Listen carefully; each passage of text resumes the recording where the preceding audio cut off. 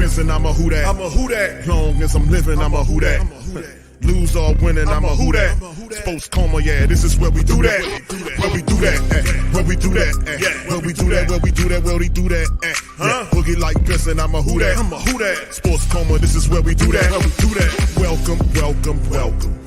Somebody please better help. Running this thing like Elf. I thank God every day I'm not a felt. Go to YouTube Live with Big Q and the guys. If you ain't ride or die, the bandwagon get flipped. Been marching in, that was way for the ring. I was yelling out your shame for the championship. Bucking on town, duck down. Falcons pluck, get shut down. Panthers ain't much touchdown.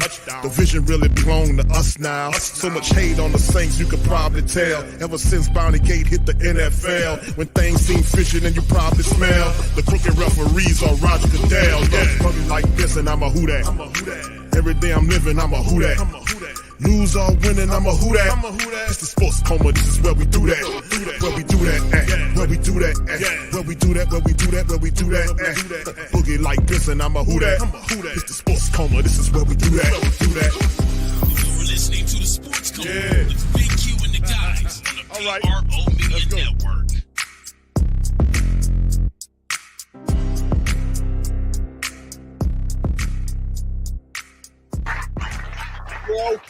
Welcome. You're now rocking with the Sports Coma with Big Q and the guys, where we have intense, entertaining, educating, and enlightening sport talk from your favorite sports fam. We up in this thing. Shout out to the mighty Who Dat Nation, man. Appreciate y'all chiming in early this Saturday morning, man. We doing the stream. Much love to the fam. Appreciate y'all. Hope y'all having a fantastic weekend, the start of your weekend. We're going to cover some Saints news and items on this episode of The Coma. So shout out to the fam. Appreciate y'all. As always, please feel free to smack upon the like button, hit the subscribe button, and by all means, feel free to share the show on your social media feed. We up in this thing. So big ups to the fam as we get it popping and going. Day number 3 recap of the Saints camp, and a lot of positive stuff shaking and going during the camp. A lot of positive stuff. We're going to recap it here on the stream. Also, feel free, family, to join up or subscribe to the whodatdaily.com. The writers are doing a fantastic job dropping boxing, college football, pro ball, pro basketball. It's all going down on the stream. So shout out to the fam. Appreciate y'all for being in the stream as we keep it going in this episode of the show. So it's big ups, big time, big shaking. Everything is positive as we get going. So in this show, we're going to recap day 3. We're going to go over some news, notes, and items. We're going to talk about a few things. Also, we're going to talk about a few other developments that happened. Pull Trai Turner, his stuff, blessings with him. Saints adding a new coach to or assistant coach, potential coach there. And shout out to Zach Wood getting his deal done, ran up, and we're going to react to a couple of press conferences from Dennis Allen and a couple other guys. So we're not going to kind of do the whole thing because they released quite a few of the Saints things going on. So it's pretty positive, man, to say the least. But it's very interesting, man. Very interesting. So anyway, let's get it popping, fam. Let's get it going as we jump up here on the Saints News Network tip and show you what time it is. Day 3 Saints training camp is in the books. And here's a few notes from yesterday's practices. The Saints training camp notes observation from, according to Hendricks. And he was able to put a few things down. So, they talked about Trevor Payton returning to the field after missing Thursday practice. He was participating in some drills. So that was good to see him back. Players who left practice early were also back in the mix. Big Kalen, Saunders, we're going to play an interview by him to hear him. Keith Kirkwood had some issues. So did Shaq Davis. And, of course, Ryan Ramczyk and Cesar Ruiz planned their absence for the team. As Dennis Allen said, Trai Turner went down with the injury during practice that ended up being a quad. More on that later. So very unfortunate for him. Starting look, Saints had offensive line that consisted of Penning, Pete, McCoy, Throckmorton, and Storm Norton to start. Later on, Pete got some work at the tackle position, left tackle, while Hurst kicked in at left guard. For the defense, the team rolled out the nickel look that had Cam, Kalen, Saunders, Brian Breesy, and Carl Granderson on the defensive line. Pete Werner and Demario Davis were at linebacker with Bradley Roby at nickel. Paulson Adebo was on the outside opposite of Laddie Daddy, while Marcus May and Tyrann Mathieu were at safety. QB performances, and as we get into it, got an extra round of team drills in addition to the 7-on-7s. In the 7-on-7, Derek Carr went 3 of 4. Jameis was 4 of 4. Taysom went 1 of 2. And Jake Hayner completed both his attempts for the drills. Carr finished 6 of 7. Hill did not throw during his series, and Winston was 3 of 5. Hayner went 3 of 6. 7-on-7, Michael Thomas was the first target for Derek Carr. Marshawn Lattimore made a great pass breakup on the slant plant to get things started. Or play, that's what he meant. Carr hit Jamal Williams in the flat for the next play, followed by another short completion to Traquan on the crossing route, and finished with another short hookup to Juwan Johnson on the curl. For Winston, he hit Keith Kirkwood on the comeback to start things on a nice hookup. Then he hit Kendre Miller on the angle route on a pass where Miller had a good adjustment a little behind him to get the pass. Zach Bond also had a good play on coverage. On the play, Winston hit Traquan on the curl route on the next play and finished out with a completion over the middle to Enu Benjamin. During Taysom's series, he and Rashid Shaheed started and missed a deep seam pass to Jesse James as well. It was a little overthrown and would have been a big hookup if he hit it. The play before saw Brian Edwards commit a false start, and he was substituted out with the error. Jake Hayner's rep saw completion to Kendre Miller in the flats, deep sideline hookup to Lynn Bowden Jr. Alontae Taylor almost had the pass break up on Miller pass working in the slot. Team drill number 1, first play of Derek Carr series is a good one, well worth being put out the play of the day category. The other play was the first series where runs with Jamal Williams, Kendre Miller, and Alvin Kamara. Williams had a nice run in the middle. Kamara on the outside run left. They started to see a lot more running on the outside, which is a good sign for the run game for the Saints. Taysom came in the next series. He did two zone reads during the series, one to the left during Jamal Williamson's run, while the other went to the right after Enu Benjamin was stuffed inside. Jameis did a handoff for the first few plays of the series, which didn't go anywhere. Kirk Merritt went outside on the play. Then Merriweather had back-to-back carries in which she got shut down. Ty Summers made a good stop on him for the second one. The long pass was a back shoulder throw to James Washington. The timing was a little bit off. Team drill 2. Carr went 3 of 3 on the series. Started things when Benjamin's pass to the flats for a short gain. Benjamin got another rushing attempt outside for a short gain on the next play. The action after the play go a little animated for a short second between Penning and Granderson. Carr then hit James Washington on the curl route, working against Jordan Howden, followed by a short completion to Foster Moreau. Winston hit both of his passes on the series with the first hookup going to Chris Olave. That was worth mentioning. Jamal Williams had an inside run on the next play. Kendre Miller caught a short pass on a rollout for the next play and closed the series with a short outside run. Hayner got things started on the series by hitting Brian Edwards on the crossing route, working against Adrian Fry. Kirk Merritt had a rushing attempt that Nico Lalo stopped quickly alongside Isaac Yidam. Mayweather got a short gain on the rushing attempt on the left side. Second pass intended for A.T. Perry was a bit behind on the deep route. Team drill 3, Carr started the series trying to hook up with Michael Thomas, working against Zach Bond in the flat, but the pass was a little low. Carl Granderson beat Penning on the next play to force Carr to take off with the ball. The next play was a screen pass to Kendre Miller, and then his series finished with a nice intermediate hookup to Chris Olave. Winston's first pass was picked off by DeMarco Jackson after it was in and out of the hands of Rashid Shaheed over the middle. The next pass was incomplete to James Washington. Then Kirk Merritt's run attempt was stopped by a loss by Nate Shepard. Final play for Winston saw him hook up with Mike Thomas over the middle for a nice gain. The final team period saw Hayner throw all of his plays. He missed the first 2 as the initial pass to Brian Edwards on the curl route was dropped. The second one was a pass breakup. He was trying to pass and Hayner came back to hit Lynn Bowden for a short connection with Nico Lalos providing some pressure. The final play was to Ellis Merriweather in the flat for a short gain.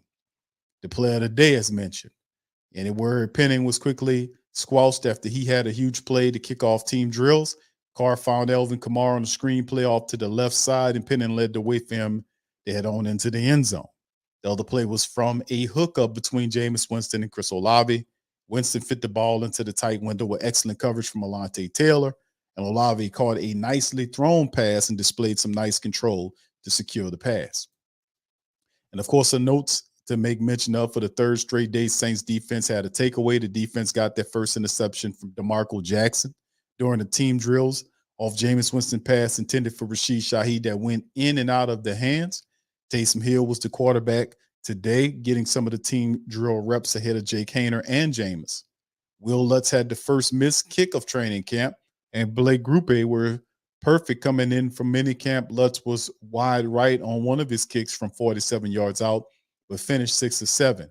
One thing to point out, not that it's necessary to do it anyway, is that Lou Hetley was the holder today. Remember, and that's usually what? Blake Gillikin? Alontae Taylor was working in the slot during team drills, but it was mostly with the third string look defense. Still is worth noting that he has been used there, right? Lewis Kidd was getting some work at the right tackle position during the third series of drills with Winston at the QB. Payton Turner continues to impress.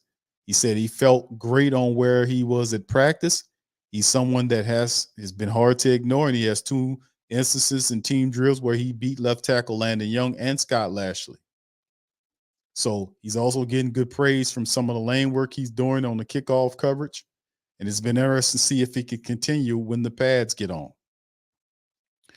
And, you know, this also to make mention of, fam, to talk about that as well, is when you make mention of anything pertaining to when you heard about Payton Turner. You heard with Dennis Allen, we played it on the show the other day, when Dennis Allen was basically giving his accolades to Payton Turner. And we knew, you know, when we talked about the position opposite of Cam Jordan, the Saints invested a first-round draft pick into Payton Turner. By all indications, they would definitely want Payton Turner to win the job opposite of Cam Jordan. We all said we knew Payton Turner, he has the speed, he has the strength. We know he has all of those abilities.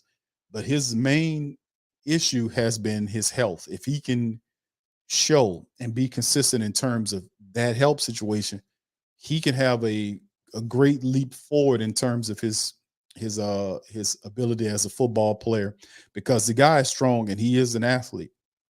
And it's just, if he can get beyond the injuries, he'll be a solid player for the Saints at that position. So Payton Turner, big question mark if he could, man. I'm really hoping the kid can finally get past it, man. Sometimes it happens when you get past it, you know what I'm saying?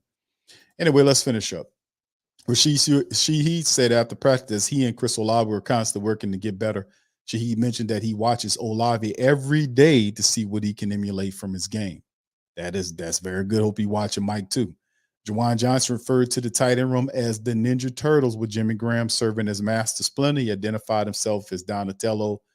For those that's interested, okay, the Ninja Turtles, that's interesting. A little throwback there.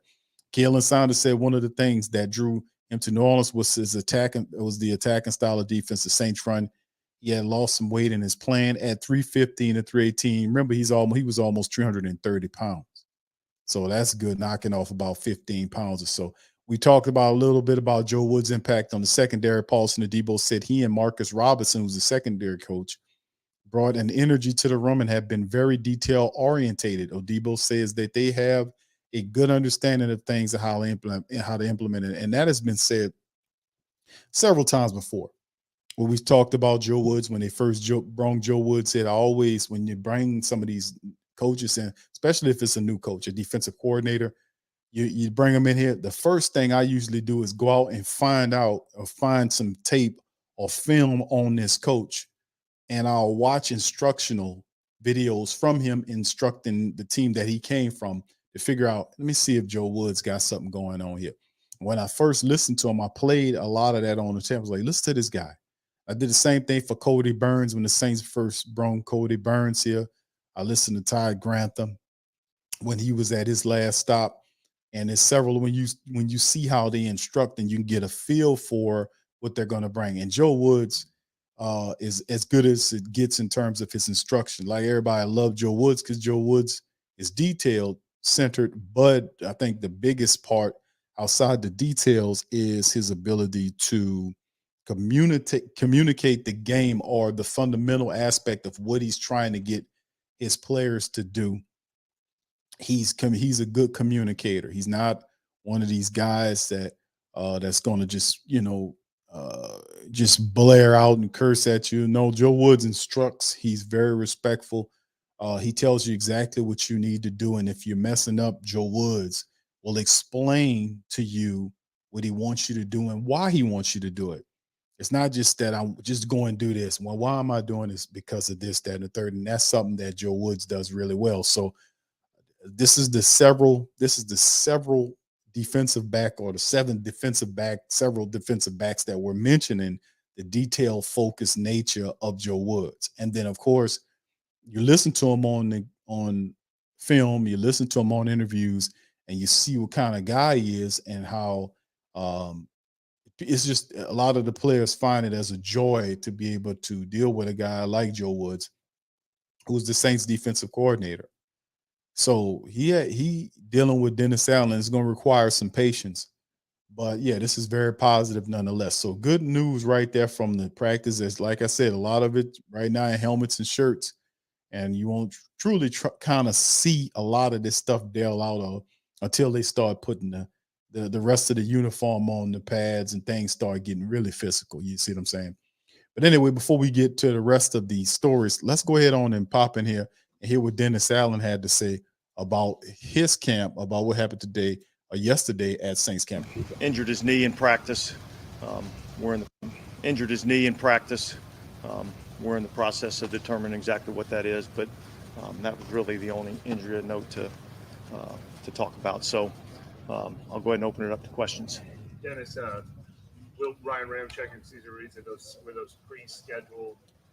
Yeah, there's several guys, whether it be due to previous injury history, age, whatever the case may be, where we'll have some days where they may be limited or may actually even be off. So that was the case for those two players.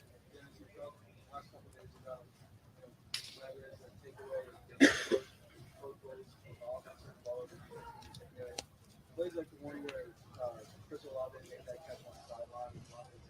Is that kind of what you'd like to see? Yeah, outstanding. It's outstanding. There's two guys competing at a high level, and that's what you want to see. And so there's two really good players competing at a high level. I thought Jameis put the ball on him, and so that was good to see. And that's what you really want to see at practice. You want to see a little bit of ebb and flow.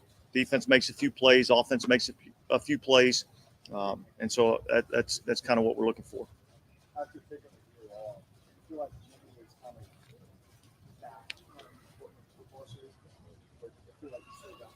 Well, I think he's in good shape. I think we're still working back into, look, we're all working into football shape. It's been a long time since any of us has really played, real football. So there's an element to that for all of us. But yeah, look, I think Jimmy's in great shape, and I think he's going to continue to work to get better. Taysom, he was obviously a quarterback today for the team. How do you establish that kind of? Is that something you have planned in advance, or is that something that gets decided like in the morning practice? How's that work? No, it's a planned deal in advance. As to when he's going to take some quarterback reps, tight end reps, running back reps, whatever the case may be. When he's going to line up and run some of the quarterback-driven run game. That's all stuff that we plan really back there in the spring. And but we're always evaluating. We're always looking to see, look, what do we need more work at? And so we'll continue to do that throughout training camp. Dennis, how do y'all evaluate as a defensive staff as far as run fits? Is it something you have to almost wait till next week, or how do y'all critique that? Well, look, we can evaluate fits. Are they in the right spot? Now, are they actually creating enough contact? Are they actually getting off the block exactly how they need to? Are they able to make the play when it gets into their gap? It's a little bit harder to do, when you're not in pads. We'll see a little bit more of that once we get into the pads. But we can see, when they're in the right spots.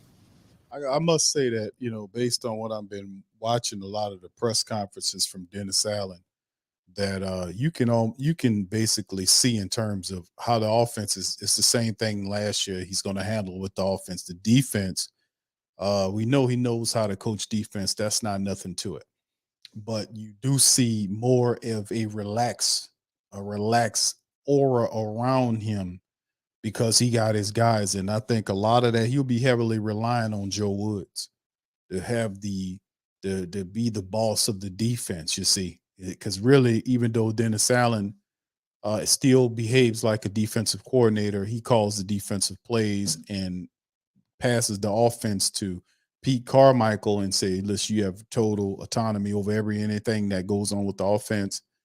And you guys handle that. I'll focus on the defense, special teams, same thing. So more of a relaxed fit, more of his guys there. Would the stratagem work? It could work if Dennis Allen is willing to take counsel from a Joe Woods. And I really do think he would take counsel. Joe Woods makes, and I had a chance to, I was thinking about it, but still in all, as a head coach, you got to learn some things. But if he could take counsel from Joe Woods, who seems like a pretty wise guy in terms of the defense and things circulating around that, I think that helps improve him. That helps out if he takes counsel from him. So would this method work? It didn't work last year insofar as what the offense was happening. But Pete Carmichael, you give him a quarterback that he can work with for a full year, a guy that can throw the ball down the field. You have Dennis Allen with all his pieces on the defense and his new coaches to the staff. He does show a more relaxed aura around the team, but also realize that how are the Who Dat Nation going to put up with a third straight year, 9 playoff football? It just will not be a very pretty sight. So could very well work if he can rely on the trusted people that he brought in for their counsel. That will help you become a better head coach if you can rely on that, man. So let's see. I'd like the fans. Yeah, it's awesome.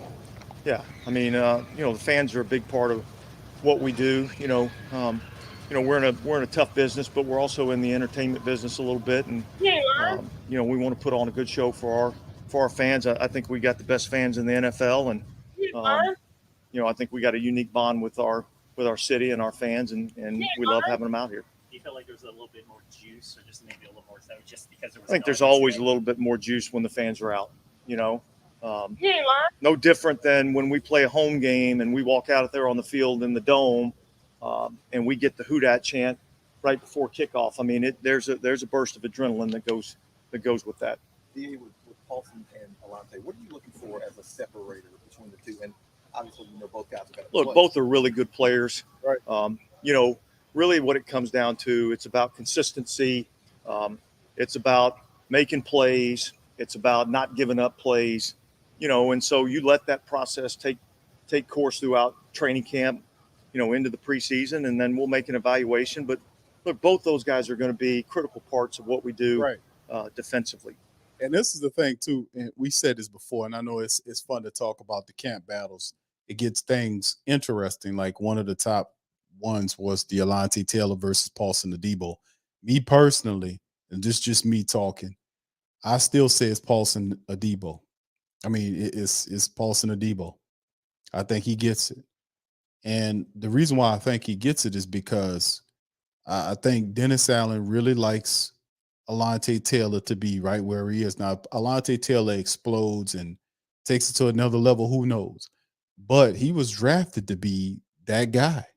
Remember, and I won't forget that. Remember when they drafted him, they had Chauncey Gardner-Johnson at the nickel position, and they seen Alante Taylor as a guy to operate as an insurance policy for that nickel position. He can also play the safety position.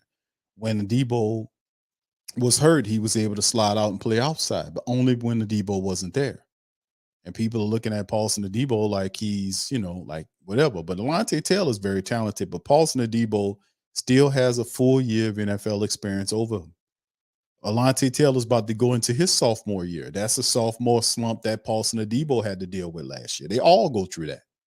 Some handle a little bit better than others, but Paulson Adebo went through his slump. I don't expect Paulson Adebo to regress and be what he was in his sophomore year after all of the work that he's put in. He had with the injuries, stuff like that happened to him. I expect Paulson Adebo to improve bit drastically.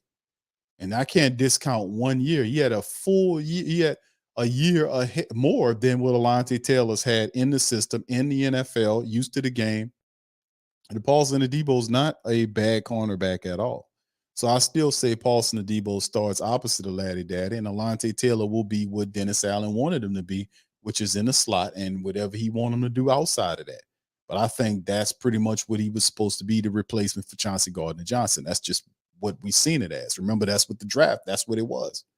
And I don't see Dennis Allen changing that formula unless Alontae Taylor just fartherly just outperforms and excels past Paulson Adebo, which I don't see that happening. But anything can happen, right? But if I had to bet on it, I would have to say I think Paulson Adebo still keeps that position. The plan to kind of alternate throughout camp, or would be a point? Look, there's a lot of that going on at a lot of different positions. So it's not unique to one specific position. I told the guys when we started training camp that this roster was built to create as much competition as we possibly can, and that there's really not any spots that are already predetermined. We're going to let the competition play out, and those guys, by the way that they perform, and by the way that they execute on a day in and day out basis, they determine, who plays and who doesn't. And I think that's, the way you're going to be able to put the best team on the field. Absolutely. I agree with Dennis Allen on that. He ain't lying. Because he's telling the truth. I got to keep hitting the button. Arsenio got to keep talking to him because Dennis Allen is not lying. He's not lying about that. And if we take a look at any competition, and to be honest with you, what other positions are up for grabs? Paulson Adebo's cornerback position, and I said this before, Paulson Adebo's position is not up for grabs. That starter position ain't up to grabs. That's just something, I think that's just a topic of discussion that's thrown in there for to banter about, to create excitement about training camp. Paulson Adebo's job is not in jeopardy. It's not. I mean, like I said, that's just how I see it. His job is not in jeopardy. What other positions, and if you go across the starting positions on the Saints team, offense, defense, what other positions outside of the defensive end position outside of Cam is up for grabs? Kalen Saunders' position, he's going to be the nose tackle. And then, of course, there'll be a battle at the interior, the opposite spot of Kalen Saunders, which is Nate Shepard and Brian Breesy. There'll be a competition there. But where else? There is no other positions that you can point to and say there's going to be a competition for that position. Is Juwan Johnson's job in jeopardy as a starting tight end? Or is Foster Monroe merely a compliment for Juwan Johnson? Where does Jimmy Graham fit in there?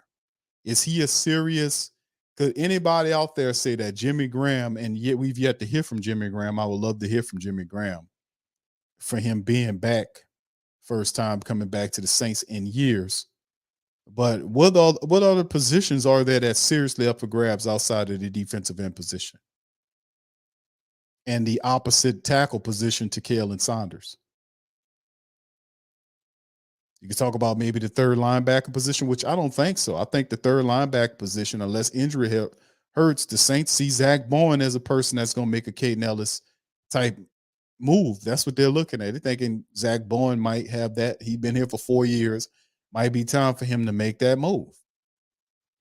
That's how they're viewing it. The Saints not bringing any linebackers in to compete with him right away. Of course, that could change as injuries mount. But I don't see Paulson Adebo job in jeopardy. I just think that's something that was thrown in camp. I think Dennis Allen likes Alontae Taylor where he is.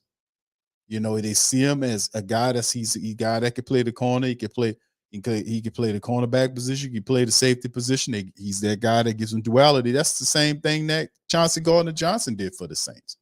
When they drafted Chauncey was a safety. But they had him playing around the line because he's such a tremendous tackler. And Alontae Taylor is the same kind of dude. So let's not forget that, family, that the Chauncey Gardner-Johnson role is, even though he's not here, that's Alontae Taylor's job. That's why they replaced him with Alontae Taylor. They see him probably as a little bit more stable mentally and, whatever. But outside of it, that's pretty much what's going on here. I don't see Adebo's job in jeopardy unless he severely regresses and whatever. But Dennis Allen's gonna tell you if it ain't broke, I'm not gonna fix it. We got our nickel guy there, and I think probably not. Like I said before, I think Adebo's wins out, and I just think that's a topic that was thrown up there just to have something interesting to talk about with camp.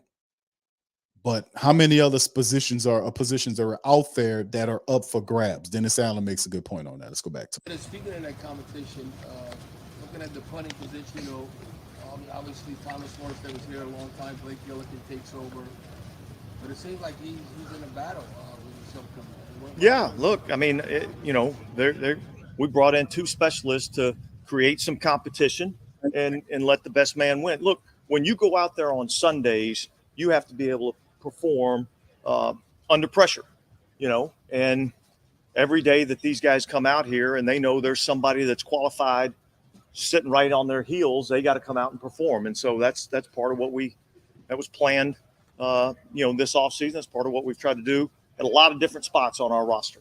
And he's absolutely right, man. He ain't lying. He's right, because the Saints did that every which way.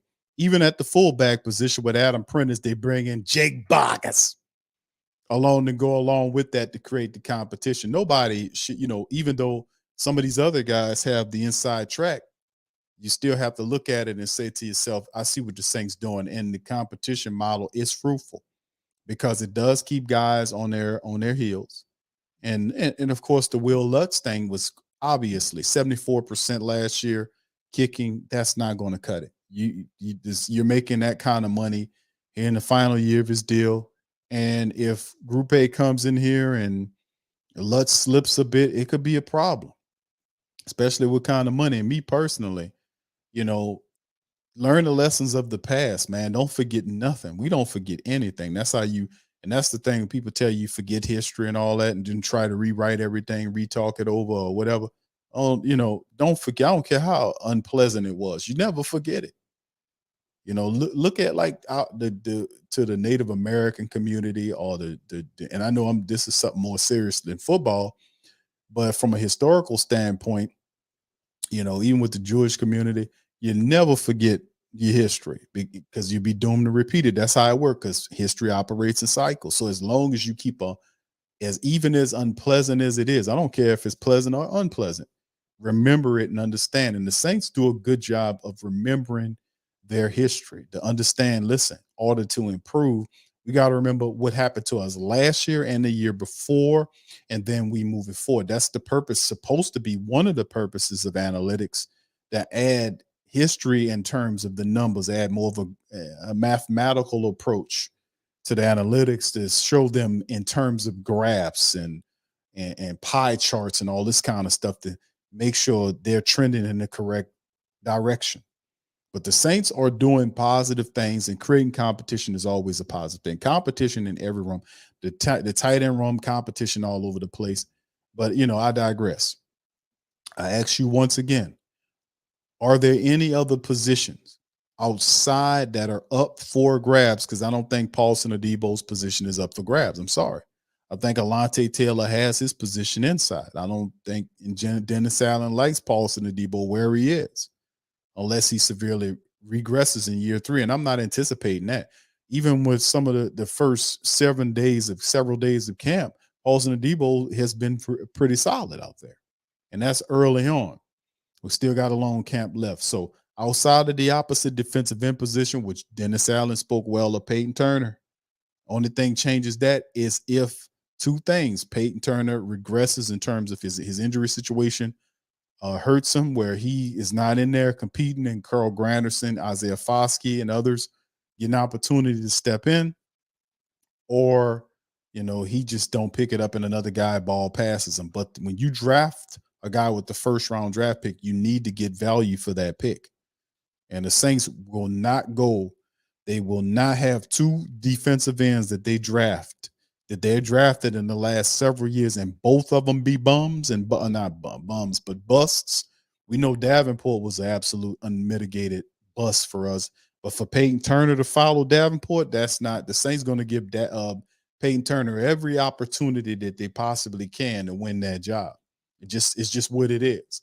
So outside of the defensive end, the defensive end position, Kalen Saunders has that nose tackle position wrapped up. It's just a battle between Nate Shepard and our first round draft pick, Brian Breese. And remember what I said about first round picks? You want the first round pick to get the job.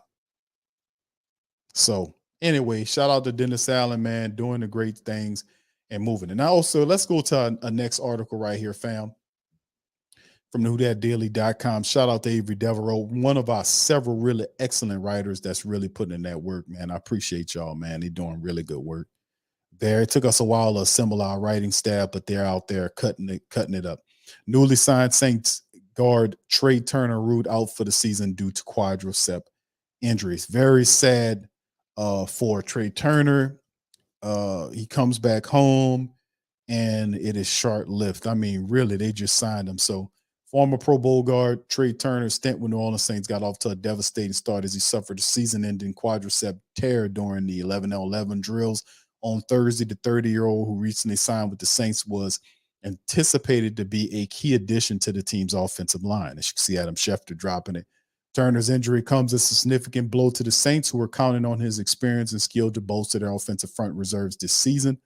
Having played for various teams, including the Panthers, Commanders, and Chargers, along with the Steelers, Turner's absence will undoubtedly be felt on the field. Meanwhile, the Saints also had some positive news, and they talked about Payton returning to practice from a absence due to a minor foot injury, and if they opted to give rest to Ryan Ramczyk and Cesar Ruiz. So prayers and blessings, prayers out to Trai Turner, man, a New Orleans guy, man, and ultimately out for the season. But something tells me that this ain't over with for Trai Turner.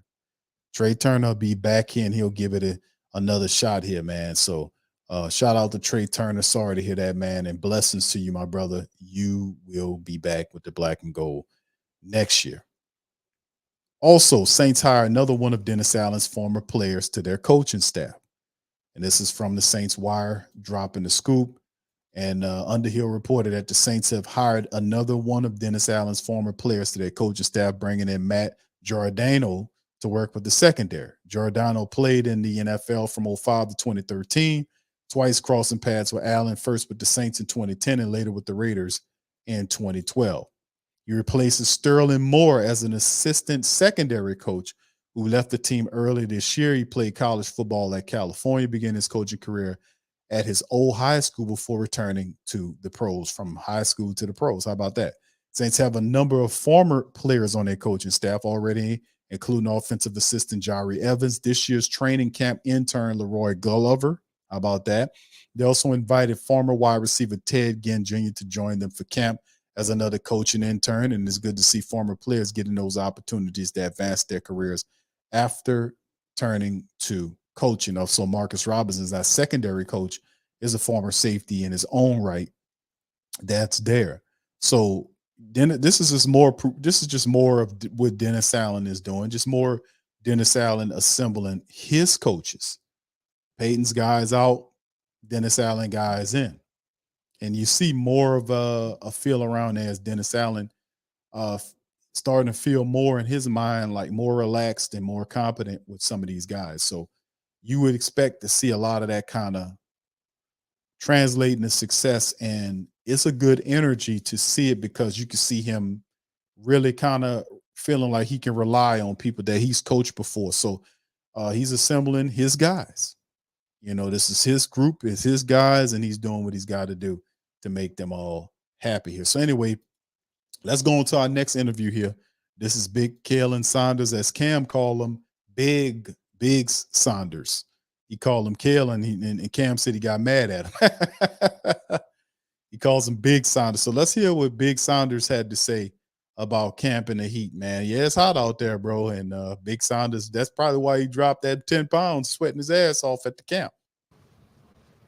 No, it's definitely it's an adjusting type of thing. You got to adjust to it, but you know, obviously I'm from St. Louis and played in Kansas City, so it's a little bit of humidity out there. Obviously, nothing like this, but you know, I'm kind of getting used to it, getting conditioned to be able to play in these elements. You know what I'm saying? So, you know, you gotta. It's weird. You gotta kind of condition differently for different teams. You know what I'm saying? So, and out here, I've been getting into it. You know, getting more and more, getting my feet up under me. And yeah, I'm feeling good. I'm feeling good, feeling lean, probably the lightest I've been since I've been in the NFL. So it's I feel really nice. What are you playing at now? I am down. I'm fluctuating between about 315 and 318 right now, and so that's my optimum weight is I want to be there, and it was hard for me to get there in Kansas City, but out here it just fall off. So so I feel like I said that's the best I felt in my whole professional career. You had mentioned in your introductory press conference that you were excited to be with an attacking defense or a defensive line that likes to attack in the system. Does that weight shift kind of help with that, and how's that been in practice? Absolutely. The faster you can move, the better. And obviously, you know, shedding a little bit of weight is going to help you move faster and get the tension off those joints, everything. So, yeah, that attacking play style is definitely held true. Coach Da, he got a great scheme out there. It allows us to get downhill. And yeah, man, I think the same thing I said when I first got here is held true. Is that I like the defense a lot. You know, a lot of athleticism involved, and that's my thing. You know, I like, you know, you got your play styles, and my play style is athleticism. You know, I use power, but I'm athletic as, you know, a nose guard. So I like to use it a lot, and I feel like DA's defense helps us do that. Yeah, Kalen Saunders is absolutely right, man. Like we studied film on him, and he's a guy. He's absolutely right. He knows what his game is. It is athleticism. You talk about a big guy. He's 6 feet tall, 315 pounds or 318. He was 330 plus. But for him to, you watch the film, he is just amazing. Like I said, he's the nose tackle. But not only is he, you know, not only he's brutishly strong, but he's exceptionally fast for a guy that size. That's the 300-pound human. He doesn't move like gravity doesn't have the same effect. I mean, he'll attack in straight line speed. Like he'll chase you down, and he runs. You know, he attacks faster than his more athletic counterparts do. And not only that, but he has an exceptional awareness about where you are. Like if you were making a pass, whether it deals with gap protection or protecting his gap so guys don't slip out, or if it's him pushing the pocket. The Saints did their homework and say, listen, this guy does something exceptionally well. He fights for every play. When the whistle, he fights. Is every play he's out there fighting. He has a high motor. He's very he's really intelligent. Had a lot of success in Kansas City. Bringing that mentality to the New Orleans Saints is a big bonus. Having them with a winning a championship and bringing that championship energy to the Saints defense is a big plus.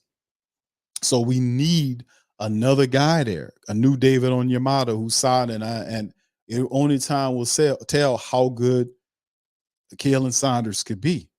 But man, listen, his game translates really well. And the Saints have athletes all over the defensive line. And that's the big thing. When you talk about athletes, the Saints have athletes there, you know, whether it's Isaiah Foskey, whether it's Carl Granderson, whether it's Payton Turner, whether it's Big Saunders, whether it's Nate Shepard or Brian Brees.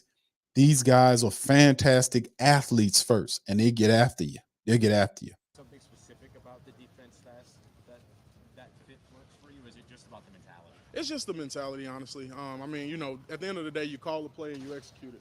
Where all 32 teams do that, and so it's really a mentality. I mean, this defense has been a top defense for years and years. Having the confidence of Double D behind me, and you know Pete behind me, and guys like that, Cam next to me, like, you know, it's just those type of factors that help you play freely as well, and I feel like that contributes to that attacking defense. Absolutely, because if Kalen Saunders is doing his job, and I think he will do his job well in the black and gold building, he does a job, which is provide interior pressure and stopping the run, and then stopping the run, providing a push up the center of the offensive line, and drawing the double team. If he does that, he's doing his job. He's doing his job full time, because for Double D and Pete Werner to have the type of success they're supposed to have, one of our interior defensive linemen has to be drawing a double team, to keep that extra guy off them linebackers so they can roam around and make those plays. So Kalen Saunders was brought in, given the big bucks, him and Nate Shepard and Brian Breesy, to do just that. How much of a factor is like chemistry and communication on the D line between like you and Naz and just Yeah. being able to do different things? Oh, it's huge. It's very primary. You gotta have that cohesion along the D line, because if you don't, then rush lanes get distorted. Then all things can go wrong. Especially if you got a mobile quarterback, it's even worse because it gets exploited that much quicker. Yep. So you got to be in unison. Like if I know who I'm playing with, I know I got a guy who likes to make inside moves. I got to be conscious of that, because then I can't make inside moves, because then we letting the whole edge free. Yep. So it's just stuff like that. You have to be in unison, and these are the times that we're getting that cohesion. Love the energy in his voice. Do you hear that? The energy in his voice, very intelligent, high motor guy. And that's what you're getting with Big Saunders. He understands, and he's absolutely right. The rhythm and harmony, not only understanding the tendencies of the guys, that's going to take some time. That's what training camp's about. Training camp, preseason, and probably the first month of the season, as you pick up a lot of it. But the reality is, Dennis Allen's defensive scheme is not terribly complicated. It really isn't. It's not terribly complicated, and they've been saying that before. He's at times, remember, in the past that goes into Sean Payton's years, there was a system and scheme that was put there. They were struggling and they having problems several years before Coach Payton departed and left to go, to talk about the game on television. There was a discussion about Dennis Allen having issues, and even Cam Jordan and several other players on the defensive line was talking about the scheme and him simplifying the scheme that he was operating with. And remember that? And then Dennis Allen simplified the scheme, and he had prolonged success with the defense. Last year, the Saints' second defense overall played pretty well. And they talk about, okay, what happened with the run? The run was the weakest part, or the interior defensive line was the weakest part of the Saints' defense last year. But also remember, go and look at the statistics on the time of possession, how often the Saints defense was out there on the field because of the offense ineptitude, because of the dysfunctional bad football or the bad playing or whatever you want to call it of the offense, going 3 and out and forcing the defense to get back out there. Things change. If you don't spend all of that time out there on the field trying to stop your adversary, and your offense is actually putting points up and they're having drives where they're scoring points and giving the defense an opportunity to rest. But it's different. Like even in the energies, like it sparks different. It just goes to show you. Like when the Saints offense is sparking, let's say if it's sparking and they're scoring points and they put 21 points up real quick and the defense is out there, whatever, that energy that the offense spark jumps onto the defense, and it's all a part of the dynamic, you know what I mean?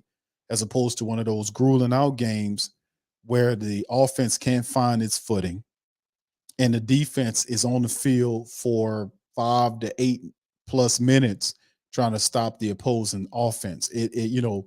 That stuff wore on the Saints defense last year as well. It really did. And like I said, the defense was tasked with being the key unit or the lead unit last year, and that's not going to help you unless the offense could at least run the ball and be consistent, which they weren't able to do. And that fell on the defense because even the special teams was junk too. So anyway. You mentioned the other day there was a play like where you kind of looked at you and you guys were Yeah. kind of like on the same page and able to make an adjustment. Yeah. How do you build that? Is that just on the field? Is it conversations off the field? Is it watching film and going over different details and stuff? Yeah, it's a little bit of it's a combination of everything. Obviously being communicative, like telling him, hey, you got me here. I like to rap. I'm faster than, because you gotta judge, you gotta find out what your teammates' talents are. You got guys who got 100 sacks off speed rushes, you got guys who got 100 sacks off power rushes. So you got to kind of figure that out. And I have to let my teammates know, hey, you got your power noses, sitting there noses, like I would say Linval Joseph, guys like that. And then you got more kind of athletic, can play a little 3, quick moving like Kenny Clark, people like that. So I think that, I try and get my play style to that athletic moving around. And that kind of contributes to that as far as, me and him communicating, telling him, hey, I got that. Like I can do that. I can rap you.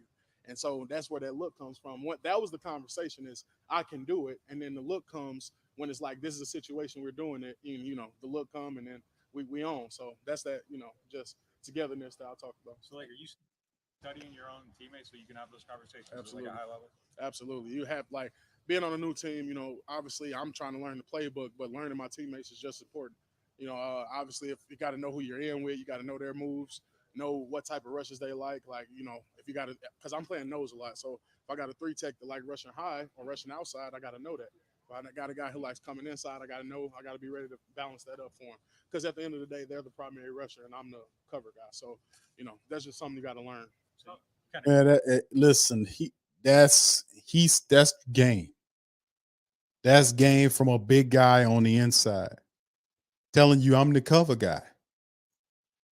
And they the guys, they got to go and get it. They got to bring the pressure. I'm the one, I got to draw the double team. I got to draw the double team so I can one-on-one you guys so that you can get funky. And see, you hit the energy and the excitement and the fact that he knows his role.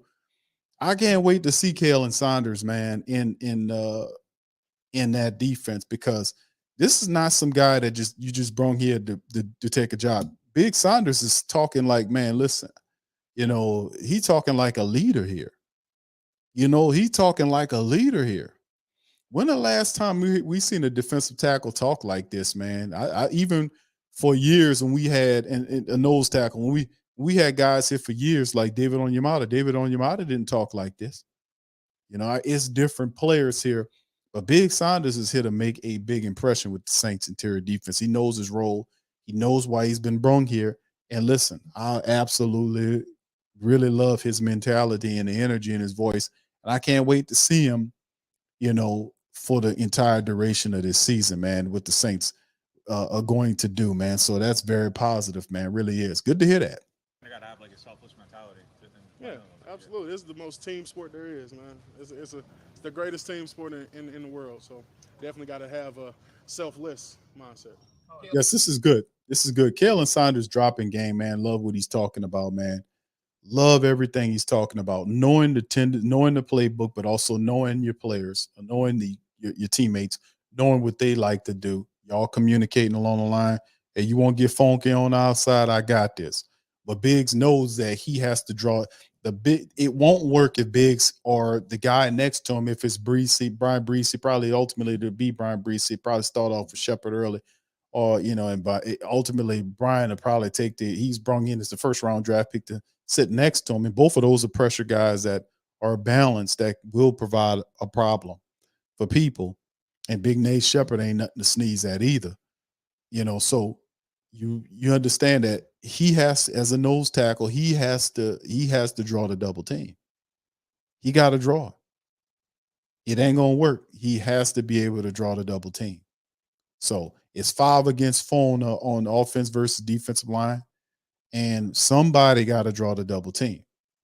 And we know ultimately most offenses, what they're going to do is they're going to, Cam's going to operate over the top of the left tackle, and they're going to end up putting a tight end over there to chip Cam or to, provide a double team there. And we know that's going to happen. So somebody else is going to have to get funky. The guy opposite is it, whether it's Payton Turner, Carl Granderson, whoever it is, opposite of that, he's going to have to get funky from that side. And Kalen Saunders has to draw a double team. And the guy sitting next to Kalen Saunders, whether it's Brian Brees or Nate Shepard, they got to get busy. They got to beat the double team. Because we know what Cam going to do. So that's what I'm saying. Kalen Saunders and guys like that make the job the day easier for Cam Jordan, who is a future Hall of Famer in the Saints building and in the NFL. We just know this. So good to hear a game from Kalen Saunders, drop game like that. Very, very good game. All right, so anyway, let's go on to this article right here, fam. And shout out to Zach Wood, man. Zach Wood got a contract extension. He had a 4-year deal, and then, of course, the Saints came back and gave Zach Wood his another contract extension. As you can see, Will Lutz and Blake Gillikin kind of celebrate with him. And we know Will Lutz is in the final year of his contract, and Blake Gillikin just got, signed his little deal. So it announced today the Saints signed a 4-year extension. So I think he signed a 4-year before, and now he enters his 7th season. And all for my people out there that's talk about all other stuff, you better start looking at a long snapper too, man. Long snapper is a job too now. Saints announced they have signed long snapper Zach Wood to a 4-year contract extension announced by, let me tell you something. 6'3", 255, signed as a free agent by the Saints in 2017. Spending parts of 2016, 27 offseason competing for snap duties with Dallas, entering his 7th season in New Orleans. Wood has appeared in 98 regular season contests, 7 postseason games. He's from Texas, appeared in 17 games in 22, and posted a career high 4 special teams tackles. Over 4 seasons at SMU, Wood started 33 or 43 games at defensive end, tallying 137 tackles, 22 for a loss. He even had 9 sacks, 2 forced fumbles, and 3 kick blocks. And the man became a long snapper, and he has had a 7-year career in the NFL. So all our young long snappers out there, pay attention, because it is a job too. All right, so let's keep this defensive theme going. Dennis Allen, we had Big Saunders. Now let's talk to this guy right here. Let's be able to go into it and listen to what he has to say. Now they had several other interviews. I ain't gonna go over all of them because that'll make the show too damn long. But when we talking about interior, because remember last year defensive interior position was the weakest link on the Saints defensive line. We have Big Saunders here and Nate Shepard along with Brian Breesy. And the opposite end, we heard Dennis Allen giving accolades to Payton Turner, who was a first-round draft pick, who the team really wants to see its first-round draft picks occupy starting positions. That's why they drafted him. But listen what Payton Turner had to say, how he is looking at year 3. It's in Payton Turner's hands, to be honest with you. Here we go. It's no secret. It's a big year for me. Big year for us, but especially for me in my situation. Just, the past 2 years haven't been what, I expect them to be or the front office expected it to be, just with injuries and stuff. So it's a big year for me. How frustrating have the past 2 years been? Really frustrating. I feel like I get something going and, I felt like I got on a good stretch coming off that shoulder. Didn't really have a off season last year. Finally got going a little bit in that midseason and get my ankle crushed in that Rams game. So it's tough, but it's part of the game, and just trying to do everything I can to stay healthy this year, and I think I've done that. Peyton, how do you shake those off? Because some guys will say, you know what, I just don't even think about it. I don't even want to reflect on that. I think you got to think about it. I went this offseason. I did a lot of prehab stuff, to try to avoid anything. Some stuff's not in your control, but everything that is in your control, you got to be able to, put that in your back pocket and say you did everything to put yourself in the best position. So I think I did that. Just 3. Go ahead. So coming in, how do you feel? How do you feel about your game, your physical stature, everything? I feel great. I haven't felt this good playing football in a long time. So I'm coming in healthy. I feel great. I feel like I've put myself in a position to be successful this year. So I'm excited. Have you ever felt like you yourself as an every down defensive end? Because it seems like out there you're getting a lot of penetration. You would have been you don't have to pass, but like tackle for a loss and being dominant. Is that you want to get the sacks, but also being disruptive to tackles for a loss? Yeah, that's the goal. Negative plays are always positives, right? So the goal is to be out there every down. Have you ever felt like you've had like momentum in your career? Has it just been kind of start, stop, start, stop, start, stop? Have you ever in the NFL? Yeah, just with the injuries and the. Yeah, I feel like my rookie year, I felt confident. Even coming into camp, once we got the pads on, those first games when I came back, Carolina, and then but yeah, there's a little start and stop there. As soon as Carolina's over, I have elbow, and then just stuff stacking up. So I feel like I got some momentum last year in a little like 4 or 5 game stretch with the once we got going after the first couple games. But it has been a struggle, and that's something I'm working on to be consistent and keep going. Yeah, and the thing is, there is no, at least with me, there is no thought in my mind that Payton Turner doesn't have the ability to play the defensive end position. Even in the small serving of tape or opportunities that you did see Payton Turner on the field when he was healthy, it was positive. Whether he was rushing the quarterback or doing, protecting against the run, setting the edge, he does things he does them well. Now, like he said, the first year, his rookie year, trying to figure out how things go. You know, last year the injury. This is 3 years in the NFL, and he's a first round draft pick. Davenport, who he was really Payton Turner was a situational pass rusher supposed to be. It was actually Carl Granderson at the 5.5 sacks because Payton was hurt. But when you have defensive ends like Davenport who's out of the way, it's Payton Turner's show opposite the camp. Now Carl Granderson is there, but really the team, like I said, when you talk about first round draft picks, which is Payton Turner's one of them, they want the first round draft pick to occupy any if it's an opening and he's there drafted with the pick like Brees is next to Saunders. That Payton Turner is supposed to be the guy opposite of Cam. And Granderson, who was an undrafted guy, is supposed to be a guy that kind of fortifies the end position if injuries occur, which he has done that. But Granderson is a lot further along. Maybe not a lot, but he is, I guess I could say a lot further along in his development than a Payton Turner, even though Payton Turner has a higher ceiling than Carl Granderson. And the Saints will give Payton Turner every opportunity to win that in position because it makes them look good when they draft a guy at the position and he ultimately gets the job. Now remember, Saints don't want to go into this thing because they drafted Davenport. He's gone. He's out of here. And then Payton Turner is here now. And then he's a bust too. That looks really bad on the Saints.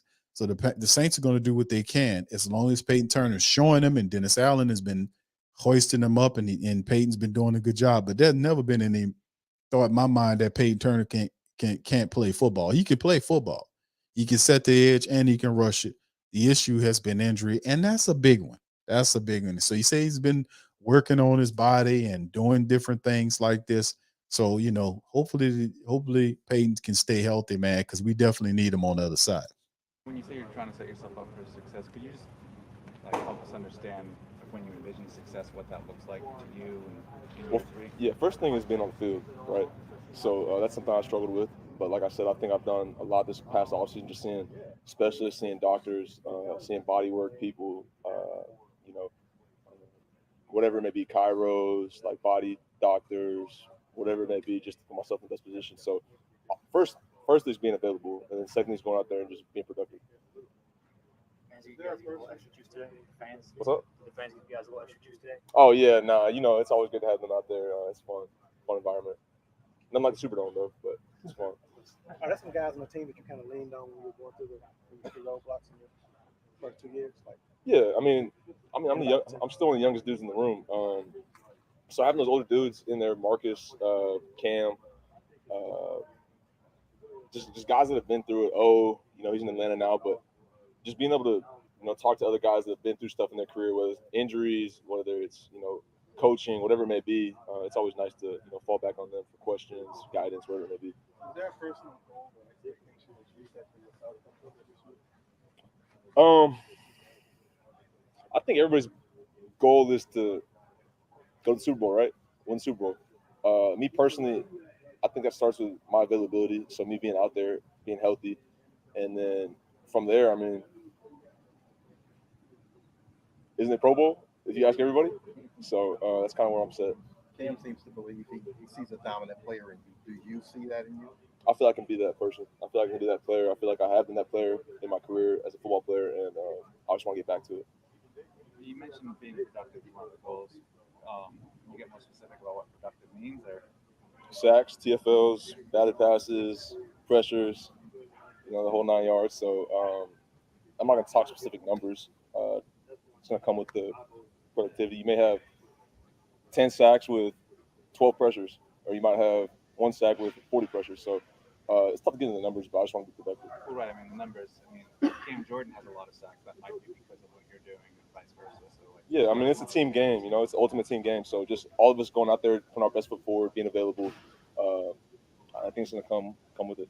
You guys got a bunch of new players on the interior. How much does it help an edge rusher when you have those guys in the middle getting that push consistently? It's nice. You can work speed rushes. You don't have to just go straight. We're big ends, so we have that power rush in our back pocket all the time. But it's nice to work something else. It's nice to show the tackle something else. And race to get on that edge. So it's nice. I think we all got the speed to get there. When you can ship That's the great thing about the Saints defense. We talked about the athletes the Saints have had over the years, like recent, but this time around, when you talk about the type of guys the Saints have, when we talk about Payton Turner, who's 6'5", Carl Granderson 6'5", or Payton Turner was 6'6". He's a 6'5", 6'6". Granderson 6'5", Passing Yo 6'7", Breesy 6'6", Nate Shepard 6'5", Cam 6'4", Foskey 6'5", 6'4", 6'5". I mean, you have big. Not only these guys have the length, but they also have the athleticism, and the athleticism that'll be a big part to help the Saints kind of stop. Because really, one of the things that we've been paying attention to over the years was the Saints had their Achilles heel is when we face mobile quarterbacks, they break containment, and when these mobile quarterbacks break containment, they cause problems up the field because they're able to extend plays. So if the Saints and a big part of solving that conundrum is having athletic big guys that can keep these guys contained. Not only that, but contain them while putting pressure on them. So if you have big guys like Nate Shepard and Brian Breesy that's inside, and then even though Big Saunders is only 6 feet tall, he's super athletic. And if these guys, if the interior defensive tackles are providing a upfront push, which is the worst pressure quarterbacks that they don't want to face. They don't want to face pressure up the center of the offensive line. There's no way. What that does is flushes them out to the edge rushers where Cam and Payton Turner or Carl Granderson, whoever it is out there waiting for them. So we just have to make the play. So this is what the Saints are getting back to, making the defense easier by having pressure or having our front four not only dominate the defensive line 4 to 5 metric, but also provide pressure with the front four while everybody else is allowed to roam and cover up passing lanes, which make it extremely difficult for quarterbacks to get through that. So when the helmets get on, we'll find out exactly where the Saints are in terms of that, because it's hard to gauge our defensive players without them putting the pads on, and then you can really see what they're working with, how they look. So ultimately, early on you see that, but when we get a little further in the camp and they start putting, when the pads go on, we'll start really seeing some very positive things shaking and baking for the Saints organization, man, in terms of the defense and the mindset of, I guess what I'm looking for is like steel sharpening steel, right? We'll see that. Let's go back to Payton Turner. We'll finish up.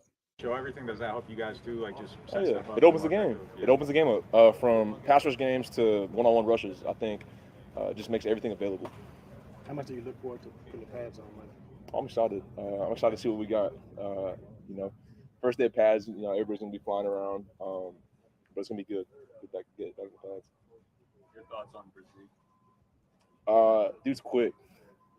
Dude's quick. He's good size too, so he's not like just like a little small 3 tech. He's pretty good size. Young. I think in the run game, I think everybody needs to work, especially when they come to this league, just on technique and being more precise. But he's disruptive, so I'm excited to see him in pads too. Yes, man.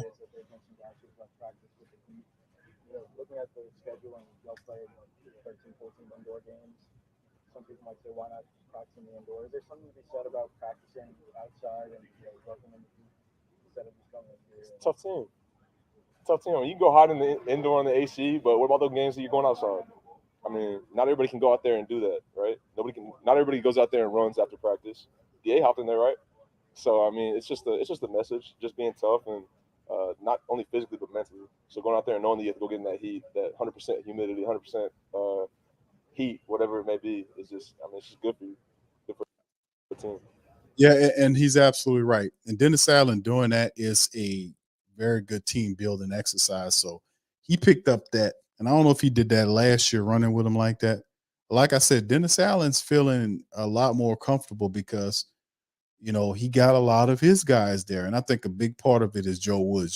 Joe Woods, in his consultation with Dennis Allen, kind of keeping him grounded, kind of taking a lot of responsibilities of the defense away from him so he could focus on being a head coach, how that works. So a lot of positive things that we could say about what's going on with the black and gold, man. And like I said, it's a success. It's a recipe for success. And the Saints are adding a little dash of this, a little dash of that, and they tasting it, and it's like it's working its way out. You know, we're not gonna. You don't have good red beans or gumbo or none of this stuff just automatically. You got to know how to make sure you get them vegetables right and put the proper seasoning in there. You get some. You see what I'm saying? It's a recipe for what you're doing to make sure it comes out right. And everything the Saints are doing is they're doing the right stuff. So it's only a matter of time before what they are putting together where it'll bear fruit or not. And I think it'll be a very fruitful endeavor. How far this goes, you know, we'll see. We'll all watch it and bear witness to it together. But this is very positive. We just hope that, and you know, everybody stays as healthy as possible. But the Saints have done a wonderful job in adding depth to the team, like what happened to Trai Turner.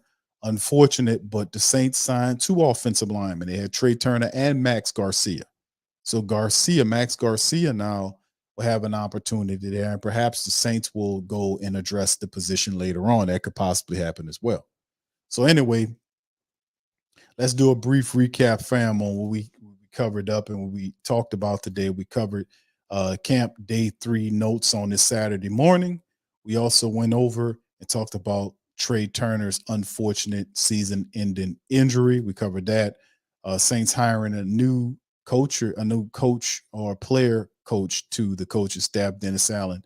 Another one of his guys are here. And, of course, the Saints re-signing lone snapper Zach Wood to a 4-year deal. Not to mention, we reacted and listened to Dennis Allen drop some game, Kalen Saunders as well talking, and Payton Turner. These guys are definitely going to be a big part of what happens with the team moving forward. They're going to be a major part. We talk about guys like Kalen Saunders and Payton Turner and Brian Breesy. All these guys is going to be a big part of what the Saints do moving forward, man, as a team. So look out for that. But anyway, that'll do it for this morning, Saturday morning's day 3 recap show. Let me ask you guys to please feel free to hit the like button, hit the subscribe button and the share button, and feel free to share the show on your social media feed. We are up in this thing. So shout out to our writers at thewhothatdaily.com. I want y'all to feel free to check out thewhothatdaily.com. Feel free to subscribe to its newsletter. Sign up for the email list that's in the chat. Sign up to the email list. And it's constantly articles. And tomorrow it'll be a big day for boxing. I'll be on live on Ring Kings Boxing doing the recap or really the play-by-play preview and play-by-play for the Errol Spence and Bud Crawford super bout that's going down in Saturday night. They have a really excellent fight card that we'll be covering as well on Ring Kings Boxing. And also, we talked about this, man. It's really interesting because the fight between Errol Spence and Bud Crawford, we talked about that for years on Ring Kings Boxing. We talked about that for years, me and my former co-host, Eddie Too Mean Johnson. Y'all know he passed away a couple years ago due to COVID. He passed away. But at the end of the day, we've been keeping that stream going and it's been growing. And, I've been, like I say, man, just shout out to that brother. He's smiling down from heaven about that. And we often talked about that fight. And Too Mean always said, that's a classic 50-50 fight. And what he meant by that 50-50 fight, he was pretty much just saying, that it is one of those bouts where it can go either way. These are 2 fantastic fighters, and we'll just, I can talk about it all day. But, we'll cover it on Ring Kings Boxing tomorrow. So any Saints news notes, we'll cover it tomorrow on this channel. Also, that'll be later on tomorrow. We'll be doing the Ring King preview and live fight play-by-play all the way on through into the recap post-conference. This is a huge fight here, man. We've been waiting on this. We've been waiting on this fight for a long time.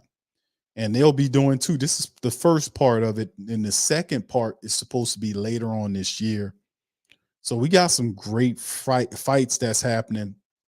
We just found out Devin Haney worked out a deal where they'll be fighting Regis Prograis from New Orleans. So good to see him and try to get Regis on the show. He's from New Orleans, for him to break down that fight with Devin Haney. Also, next month, September the 30th, I think it'll be Canelo Alvarez, one of my favorite fighters, Canelo Alvarez against Charlo. That'll be coming up September the 30th. So it's a lot of great boxing. There are heavyweights coming there a little later on. So it's a lot of great fights that are lining up over the next couple of months. It's going to be fun as Saints season get rolling, and it's going to be fun. College football will be there as well. So anyway, with that being said, I'm getting ready to get out on that. Listen, I appreciate you guys. I hope you guys have a fantastic weekend, start of your weekend here on Saturday morning. And feel free, like I said, to subscribe. Hit the subscribe button. Hit the share button, man, and support the platform, man. We got a movement going on right here. We got our own writers. Everything going on good, man. We got our own writers, so share their articles. Shout out to our writers at thewhothatdaily.com and our editor-in-chief. She's doing a fantastic job of bringing in the writers, and she's just absolutely fantastic.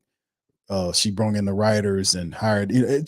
I just am just so proud of everything that is happening for the platform. And this is something we talked about years ago, and we doing it. So like I said, man, when we don't like what they're saying, we got our own writers, stuff that's happening with our content creators and our family members that's a part of the platform. We got a movement here. So support the movement. Support it by donation, support it by subscription, join the channel. Also, go to patreon.com, join that, be a part of the movement. You see, we got something going on, can help us build this thing up, man. So we get up there and bypass ESPN and all these other people, man. We the whothatdaily.com, we the PRO Media Network, we the Sports Coma, we doing it big. All right, so with that being said, I'm going to get out on that. I appreciate y'all so much, man. I love y'all. Y'all keep y'all heads up, man, and continue to do great works. I'm going to holler at you on another side. Peace and who